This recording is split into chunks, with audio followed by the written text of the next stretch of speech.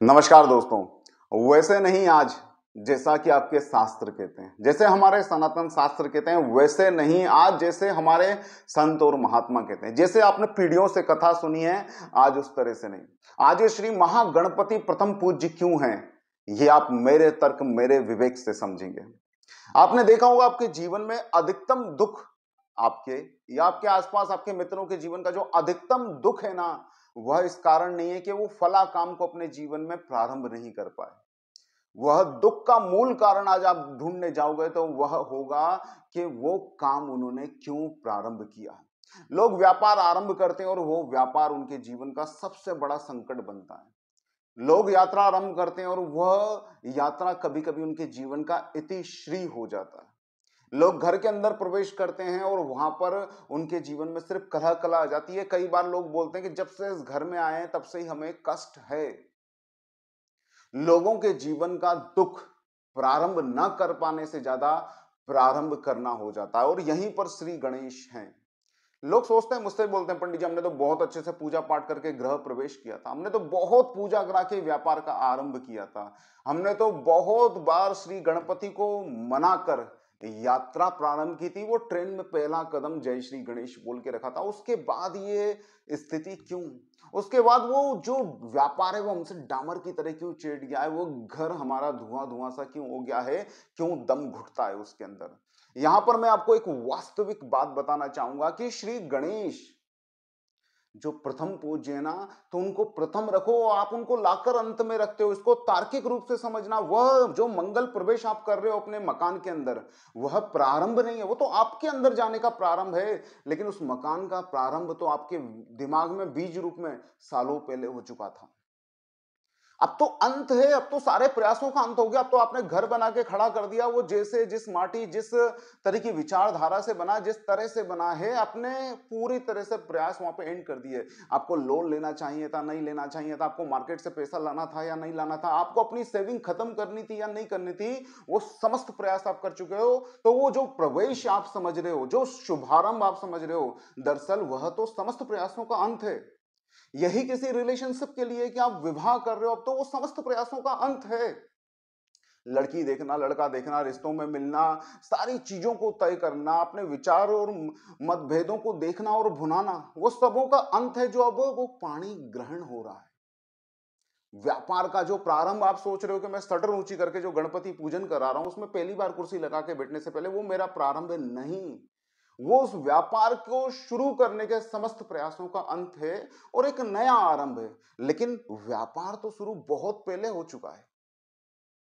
तब जाकर आपको यह समझना होगा, श्री गणेश प्रथम पूज्य हैं। और प्रथम पूज्य वो कोई लक्ष्मी के दाता नहीं है। शास्त्र के अनुसार वो सब देते हैं, आपको रिद्धि देते हैं, सिद्धि देते हैं, लक्ष्मी देते हैं, व्यापार वृद्धि देते हैं। लेकिन मूल जो गणपति का स्वरूप है, वह है रक्षक के रूप में और बुद्धिदाता के रूप में। पार्वती ने उनको रक्षा के लिए खड़ा किया था। जो उनका जन्म हुआ है, उसका मूल अर्थ तो रक्षा ही है ना। तो रक्षा किससे? रक्षा उस प्रारंभ से जो अंततः आपके जीवन का अनिष्ट बन सकता है।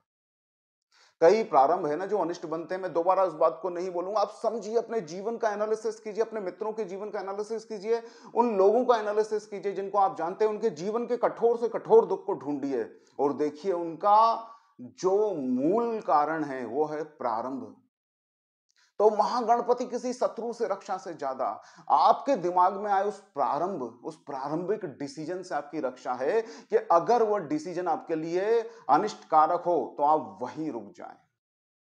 तो प्रथम पूजन का मतलब व्यापार की शुरुआत करते समय, मकान की नींव रखते समय, गृह प्रवेश करते समय या पाणी ग्रहण के समय नहीं। प्रथम पूज्य का अर्थ है जब दिमाग के अंदर वो विचार आए कि मुझे यह विचार, यह व्यापार करना है, मुझे इस लड़की से विवाह करना है, मुझे इस लड़के से विवाह करना है, मुझे ऐसा घर बनाना है, मुझे यह वाली यात्रा प्रारंभ करनी है, मुझे तीर्थ जाना है, मुझे कहीं और दूसरे प्लेसेस पे घूमने जाना है। अगर श्री गणेश में आस्था है और आप चाहते हो उनका प्रथम पूजन हो, तो प्रथम पूजन का संकल्प ही यह होना चाहिए, हे गणपति मैं ये कार्य प्रारंभ करना चाहता हूं, इस पे आपकी कृपा मुझे चाहिए।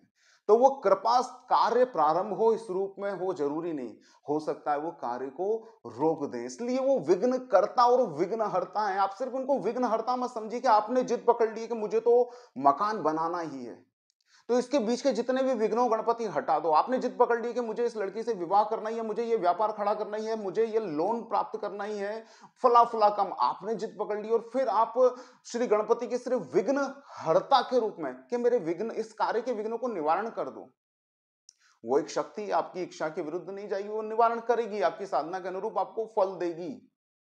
लेकिन श्री गणपति विघ्न करता भी हैं, वह भी उनका देवी उपास्य स्वरूप है। विघ्न करता मतलब हे गणपति मैं आपको पूज रहा हूं, हे विघ्न करता और विघ्न हरता मैं आपको पूज रहा हूं, अगर ये कार्य का प्रारंभ मेरे लिए ठीक ना हो तो विघ्न डाल के इसको रोक देना, मुझे जाने मत देना। अगर ये यात्रा मेरे जीवन का इतिश्री करने वाली हो, ये यात्रा मेरे जीवन को बिगाड़ देने वाली हो, तो इस यात्रा में विघ्न डाल के मुझे घर पे रोक लेना। अगर ये व्यापार अंततः मेरे लिए नुकसानदायक हो तो इसमें विघ्न करना, विघ्न करता।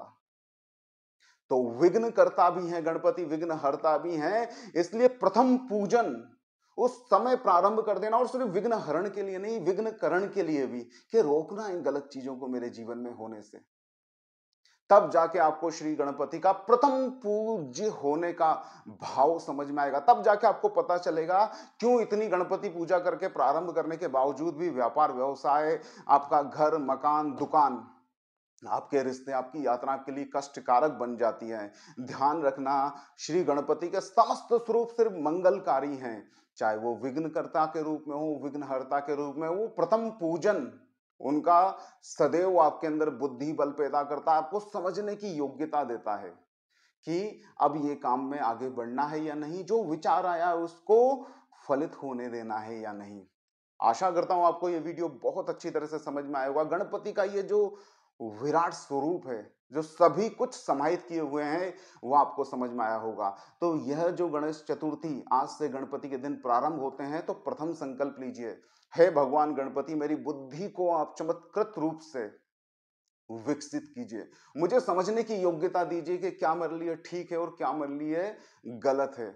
और अगर कोई विचार आपके दिमाग में आया है कि आपको कुछ प्रारंभ करना है, तो उस प्रारंभ करने के पूर्व श्री गणपति की साधना प्रारंभ कीजिए कि हे विघ्न करता, अगर मेरे लिए उचित ना हो तो इसमें विघ्न डाल के मुझे वहां जाने से रोक देना, उसकी तरफ आगे बढ़ने से रोक देना।